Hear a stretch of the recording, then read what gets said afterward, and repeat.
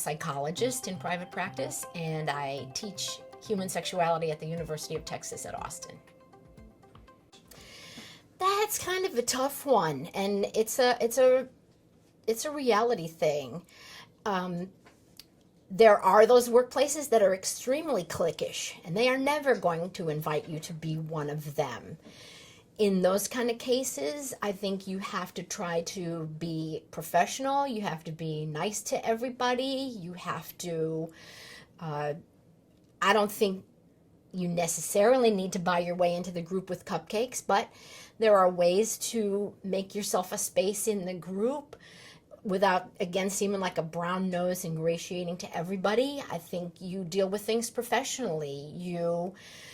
If a coworker seems to have been going through some difficulties, you kind of say, wow, I saw how you handled that situation. I thought that was great. I learned a lot. Deal with people one-on-one. Stay way above all drama. Drama in the workplace rarely comes to anything helpful.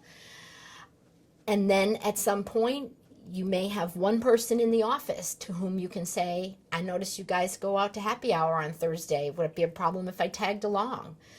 You're going to have to ask whether it's okay to join that group if it doesn't seem to be a culture that is automatically welcoming to new people. So that can be a delicate kind of a situation.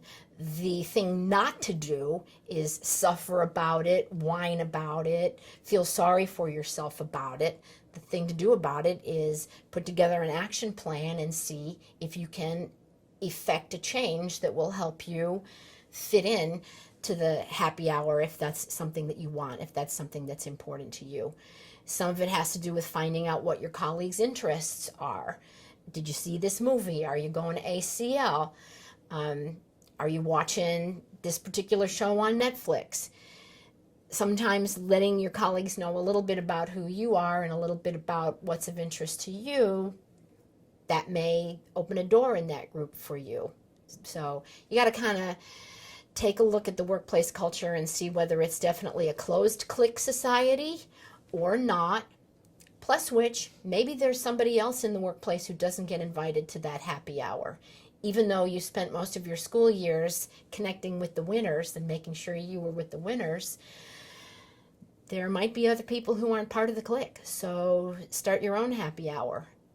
There's a bunch of different ways to deal with it. Some of it has to do with what does going to happy hour mean in your workplace? Why is it important to you? And does it seem like a truly valuable way to get yourself into the workplace system so that you can get the things you want out of the job? Promotion, skills, knowing people who know people. So that can be a tough one, and it does require certain social skills. You got to push yourself forward a little bit.